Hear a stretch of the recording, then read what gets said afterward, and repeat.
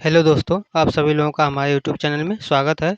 तो आज हम करने वाले हैं 9 जुलाई के एग्ज़ाम में जो भी प्रश्न पूछे जा सकते हैं या फिर आने वाले एग्ज़ाम में जो भी प्रश्न पूछे जाएंगे उन सभी को जो हम करेंगे। तो अगर अभी तक आप लोग हमारे चैनल को सब्सक्राइब नहीं किए हैं तो सब्सक्राइब कर लीजिए और बेल आइकन को भी दबा लीजिए, क्योंकि इस पर जो है महत्वपूर्ण इम्पोर्टेंट प्रश्न जो भी हैं उसको हम करवाते हैं।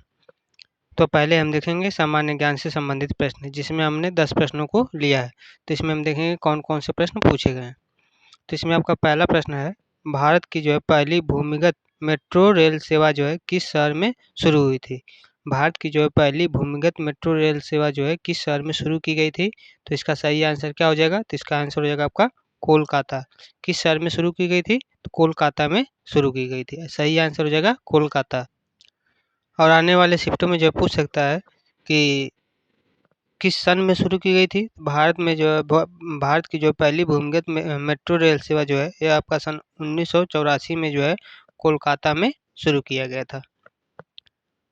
अगला हम प्रश्न देखते हैं। प्रश्न नंबर हमारा है 2।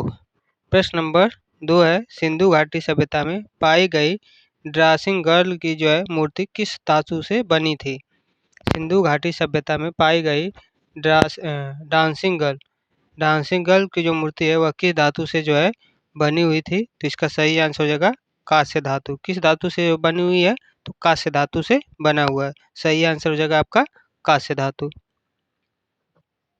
अगला प्रश्न है प्रश्न नंबर 3। प्रश्न नंबर 3 हमारा है, भारत में प्रथम पंचवर्षीय योजना का जो है उद्देश्य क्या था? भारत में प्रथम पंचवर्षीय योजना का उद्देश्य क्या था? तो इसका सही आंसर आपका हो जाएगा कृषि विकास। भारत में प्रथम पंचवर्षीय योजना का जो उद्देश्य था वह है कृषि विकास। सही आंसर क्या हो जाएगा? कृषि विकास। अगला प्रश्न है प्रश्न नंबर 4। प्रश्न नंबर 4 आपका है, राज तरंगिणी किसने लिखी थी? यानी कि राज तरंगिणी के जो है लेखक कौन है? तो इसका आंसर हो जाएगा कल्हड़। कल्हड़ ने जो है राज तरंगिणी लिखी है, यानी कि राज तरंगिणी के लेखक कौन हो जाएंगे? तो कल्हड़। यह जो है कश्मीर के इतिहास पर आधारित जो है पुस्तक है आपकी राज तरंगिणी। यह किसके इतिहास पर आधारित है? तो कश्मीर के इतिहास पे आधारित है। अगला प्रश्न आपका है प्रश्न नंबर 5। प्रश्न नंबर 5 है, लोकसभा में 2025 तक अधिकतम सदस्य कितने हो सकते हैं? लोकसभा में जो है 2025 तक अधिकतम कितने सदस्य हो सकते हैं? तो इसका सही आंसर क्या हो जाएगा आपका? सही आंसर हो जाएगा 552। लोकसभा में जो है 2025 तक जो है अधिकतम सदस्यों की संख्या कितनी हो सकती है? तो 552 हो सकती है। आगे देखते हैं। अगला प्रश्न आपका है प्रश्न नंबर 6। प्रश्न नंबर 6 है, नंदा देवी राष्ट्रीय उद्यान किस राज्य में स्थित है? नंदा देवी राष्ट्रीय उद्यान जो है आपका किस राज्य में स्थित है? तो इसका सही आंसर हो जाएगा उत्तराखंड में। नंदा देवी राष्ट्रीय उद्यान जो है आपका किस राज्य में स्थित है? तो इसका सही आंसर क्या हो जाएगा? उत्तराखंड। अगला प्रश्न है आपका प्रश्न नंबर 7। प्रश्न नंबर 7 है, न्यायपालिका की स्वतंत्रता की जो है रक्षा कौन करता है? न्यायपालिका की जो है स्वतंत्रता की जो है रक्षा कौन करता है? तो इसका सही आंसर हो जाएगा सर्वोच्च न्यायालय। न्यायपालिका की जो है स्वतंत्रता की रक्षा जो है कौन करता है? तो सर्वोच्च न्यायालय जो है इसका रक्षा करता है। सही आंसर क्या हो जाएगा? सर्वोच्च न्यायालय। अगला प्रश्न आपका है प्रश्न नंबर 8। प्रश्न है, महाजनपद काल में कुल कितने महाजनपद थे? तो महाजनपद काल में जो है टोटल महाजनपदों की संख्या कितनी थी? तो इसका आंसर हो जाएगा आपका 16। कितने महाजनपद थे? तो 16 थे। अगला प्रश्न है प्रश्न नंबर 9। प्रश्न नंबर 9 है, डिजिटल इंडिया अभियान की शुरुआत कब हुई थी? डिजिटल इंडिया अभियान की जो शुरुआत कब हुआ था? तो इसका सही आंसर आपका हो जाएगा 1 जुलाई सन 2015। 1 जुलाई सन 2015 को जो आपका डिजिटल इंडिया अभियान की जो है शुरुआत हुआ था। सही आंसर क्या हो जाएगा? 1 जुलाई 2015। अगला प्रश्न है प्रश्न नंबर 10। प्रश्न नंबर 10 है, किस अनुच्छेद में अनुच्छेद 370 को हटाने का जो है अधिकार केंद्र को जो है दिया गया था? तो किस अनुच्छेद में जो है अनुच्छेद 370 को जो हटाने का जो अधिकार दिया था वह दिया गया था? तो इसका सही आंसर आपका हो जाएगा अनुच्छेद 370 का 3, यानी कि अनुच्छेद 370 का जो है ग में। तो सही आंसर क्या हो जाएगा? अनुच्छेद 370 का 3। अब हम देखेंगे करंट अफेयर से संबंधित प्रश्न। करंट अफेयर से संबंधित जितने भी महत्वपूर्ण प्रश्न होंगे सभी को जो हम कवर करेंगे। इसमें हमारा अगला प्रश्न है प्रश्न नंबर 11। प्रश्न नंबर 11 है, हाल ही में भारत ने किस देश के साथ ग्रीन हाइड्रोजन एलि एलियंस जो है साइन किया है? हाल ही में भारत ने किस देश के साथ ग्रीन हाइड्रोजन एलियंस जो है साइन किया है? तो इस प्रश्न का सही आंसर आपका हो जाएगा किस देश के साथ? तो ऑस्ट्रेलिया के साथ। ऑस्ट्रेलिया देश के साथ जो है भारत ने ग्रीन हाइड्रोजन एलियंस को जो है साइन किया है। अगला प्रश्न हमारा हो जाएगा प्रश्न नंबर 12। प्रश्न नंबर 12 हो जाएगा 2025 तक भारत के कितने शहरों में मेट्रो नियो प्रोजेक्ट को जो है लागू किया गया है? 2025 तक भारत के कितने शहरों में मेट्रो नियो प्रोजेक्ट को जो है लागू किया गया है? तो इसका आंसर हो जाएगा 12 प्लस प्रस्तावित देशों को, यानी कि 12 से जो है अधिक प्रस्तावित देशों को जो है 2025 मेट्रो को नियो जो है प्रोजेक्ट को लागू किया गया है 2025 में। अगला प्रश्न हमारा है प्रश्न नंबर 13। प्रश्न है कि हाल ही में गगनयान मिशन के लिए चयनित 4 भारतीय पायलटों में से एक कौन है? हाल ही में जो है गगनयान मिशन के लिए चयनित 4 भारतीय पायलटों में से एक जो है कौन है? तो इसका सही आंसर हो जाएगा आपका group captain Praggnanandhaa. Group captain Praggnanandhaa जो है गगनयान मिशन के लिए चयनित 4 भारतीय पायलटों में से जो है एक है। तो सही आंसर क्या हो जाएगा? Group captain Praggnanandhaa. अगला प्रश्न हमारा है प्रश्न नंबर 14। प्रश्न है वन डिस्ट्रिक्ट वन प्रोडक्ट योजना की जो है किस मंत्रालय के अंतर्गत आती है? वन डिस्ट्रिक्ट वन प्रोडक्ट योजना जो है आपका किस मंत्रालय के अंतर्गत आती है? तो इसका सही आंसर हो जाएगा वाणिज्य एवं उद्योग मंत्रालय। किस मंत्रालय के अंतर्गत आती है वन डिस्ट्रिक्ट वन प्रोडक्ट योजना? तो यह आपका आता है वाणिज्य एवं उद्योग मंत्रालय के अंतर्गत। अगला प्रश्न आपका है प्रश्न नंबर 15। प्रश्न नंबर 15 है 2025 में भारत का जीडीपी वृद्धि दर अनुमानित कितना है? 2025 में जो है भारत का जो जीडीपी वृद्धि दर है वह अनुमानित कितना है? तो इसका सही आंसर आपका हो जाएगा लगभग 6.8%। लगभग 6.8% जो है आपका जीडीपी में जो है वृद्धि दर है। सही आंसर क्या हो जाएगा? 6.8%। अब हम देखेंगे हिंदी व्याकरण से संबंधित प्रश्नों को। हिंदी व्याकरण से संबंधित जितने भी प्रश्न होंगे सभी को हम कवर करेंगे, जिसमें हमारा प्रश्न है कि प्रश्न नंबर 16, चिरंजीवी में कौन सा समास है? आपका क्या पूछा है कि चिरंजीवी में जो है कौन सा समास होगा? तो इसका आंसर हो जाएगा बहुब्रीहि समास। चिरंजीवी में जो है आपका कौन सा समास होगा? तो चिरंजीवी में होगा बहुब्रीहि समास। अगला प्रश्न है प्रश्न नंबर 17।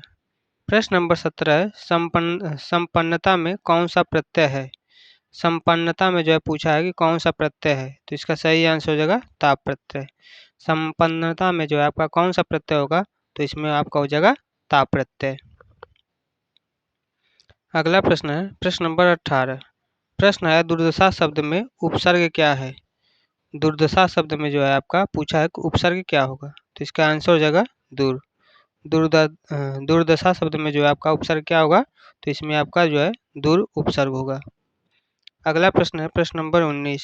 प्रश्न है श्रमिक शब्द की जो है संज्ञा किस श्रेणी में है? श्रमिक शब्द की जो है संज्ञा किस श्रेणी में है? तो इसका आंसर हो जाएगा व्यक्तिवाचक संज्ञा। श्रमिक शब्द की जो संज्ञा है वह किस श्रेणी में है? तो आपका व्यक्तिवाचक संज्ञा में है। अगला प्रश्न है प्रश्न नंबर 20। प्रश्न नंबर 20 आपका है सुगंधित शब्द में कौन सा विशेषण है? सुगंधित शब्द में जो है आपका कौन सा विशेषण है, यानी इसमें आपका विशेषण पूछा है। तो इसका आंसर क्या हो जाएगा? गुणवाचक विशेषण। सुगंधित शब्द में जो है आपका कौन सा विशेषण होगा? तो गुणवाचक विशेषण होगा। अगला प्रश्न है प्रश्न नंबर 21। प्रश्न है ग्राम प्रधान में कौन सा समास है? ग्राम प्रधान में जो है आपका कौन सा समास होगा? तो इसका आंसर होगा तत्पुरुष समास। ग्राम प्रधान में जो है आपका कौन सा समास होगा? तो इसका सही आंसर क्या होगा? तत्पुरुष समास होगा। अगला प्रश्न है प्रश्न नंबर 22। प्रश्न नंबर 22 है निर्मलता शब्द की जो व्युत्पत्ति कैसे होगी? यानी कि निर्मलता शब्द की जो उत्पत्ति कैसे होगी? तो इसका आंसर हो जाएगा निर प्लस मल प्लस ता। निर्मलता शब्द की जो व्युत्पत्ति कैसे होगी? तो निर प्लस मल प्लस ता से जो आपकी निर्मलता शब्द की जो है उत्पत्ति होगी। अगला प्रश्न है प्रश्न नंबर 23। प्रश्न नंबर 23 है तत्सम शब्द का जो उदाहरण कौन सा है? तत्सम शब्द का जो उदाहरण कोई भी बताइए। तो इसका आंसर हो जाएगा आपका सूर्य। सूर्य जो है आपका क्या है, तो यह आपका तत्सम है। अगला प्रश्न है प्रश्न नंबर 24।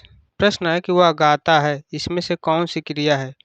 वह गाता है, इसमें कौन सी आपकी क्रिया होगी, तो इसका आंसर हो जाएगा सकर्मक क्रिया। वह गाता है, इसमें जो है आपकी कौन सी क्रिया होगी, तो सकर्मक क्रिया होगी। सही आंसर हो जाएगा सकर्मक क्रिया। अगला प्रश्न है प्रश्न नंबर 25। प्रश्न नंबर 25 है समास सुधारक किस प्रकार का समास है। समास सुधारक में जो आपका किस प्रकार का समास होगा, तो इसका आंसर हो जाएगा कर्मधारय समास। समास सुधारक में जो आपका किस प्रकार का समास होगा, तो इसमें आपका हो जाएगा कर्मधारय समास। अब हम देखेंगे कंप्यूटर ज्ञान से संबंधित प्रश्न। कंप्यूटर ज्ञान से संबंधित जो है प्रश्नों को देखेंगे, जिसमें हमारा अगला प्रश्न है प्रश्न नंबर 26। प्रश्न है IPv6 में कितने बिट होते हैं। IPv6 में जो है आपके कितने बिट होंगे, तो इसका आंसर हो जाएगा 128 बिट। IPv6 में जो है कितने बिट होंगे, तो इसका आंसर हो जाएगा 128 बिट होंगे। अगला प्रश्न है प्रश्न नंबर 27। प्रश्न है BIOS का जो है मुख्य कार्य क्या है। BIOS का जो है मुख्य कार्य क्या होगा, तो इसका आंसर हो जाएगा कंप्यूटर स्टार्टअप के समय हार्डवेयर इनिशियलाइजेशन करना। कंप्यूटर स्टार्टअप समय हार्डवेयर को जो है इनिशियलाइजेशन करना जो है आपका BIOS का जो है मुख्य कार्य होता है। सही आंसर हो जाएगा आपका। अगला प्रश्न है प्रश्न नंबर 28। प्रश्न नंबर 28 है SSD और HDD में जो है मुख्य अंतर क्या है। SSD और HDD में जो है मुख्य अंतर क्या है, तो इसका आंसर आपका हो जाएगा SSD तेज और बिना मूविंग पार्ट्स के जो है होता है, जबकि HDD जो होता है वह धीमा होता है। तो SSD और HDD में जो है अंतर क्या होगा, तो SSD जो होता है वह तेज और बिना मूविंग पार्ट्स के होता है, जबकि HDD जो होता है वह धीमा होता है। अगला प्रश्न है प्रश्न नंबर 29। प्रश्न नंबर 29 है लिनक्स किस प्रकार का जो है OS है। लिनक्स जो है यह आपका किस प्रकार का OS है, तो इसका आंसर हो जाएगा ओपन सोर्स। लिनक्स जो है यह किस प्रकार का OS है, तो इसका सही आंसर क्या हो जाएगा ओपन सोर्स। अगला प्रश्न है प्रश्न नंबर 30। प्रश्न नंबर 30 है कंप्यूटर वायरस से बचाव के लिए कौन सा जो है सॉफ्टवेयर जरूरी है। कंप्यूटर वायरस से जो है बचाव के लिए कौन सा सॉफ्टवेयर जरूरी है, तो इस प्रश्न का सही आंसर हो जाएगा आपका एंटीवायरस। कंप्यूटर वायरस से जो है बचाव के लिए कौन सा सॉफ्टवेयर जरूरी है, तो इसका सही आंसर क्या हो जाएगा एंटीवायरस। आज के जो भी प्रश्न थे सभी के सभी समाप्त हो गए हैं। अगर आप लोगों को जो है हमारा क्लास अच्छा लगा हो तो क्लास को लाइक करिए और चैनल को जो है सब्सक्राइब करिए। और अगर आप लोगों को जो है इस क्लास का PDF चाहिए तो PDF के लिए आप हमारा टेलीग्राम चैनल ज्वाइन कर सकते हैं, जिसका नाम है टीचिंग विद गोविंद। ज्वाइन करिए और वहाँ से PDF को डाउनलोड करिए और अपनी तैयारी को जो है जारी रखिए। जो लोग भी हमारे यूट्यूब चैनल पर डेली यानी कि रेगुलर क्लास करते हैं तो उन लोगों का जो है सिलेक्शन ज़रूर होगा, क्योंकि जो भी हम कंटेंट लाते हैं यानी कि जो भी प्रश्न डालते हैं सभी के सभी इम्पोर्टेंट और पूछे गए प्रश्न होते हैं। इसीलिए आप लोग जो है बस डेली बेसिस पर क्लास को करते रहिए और अपना सिलेक्शन लेते रहिए। आज के लिए बस इतना ही। जय हिंद, जय भारत।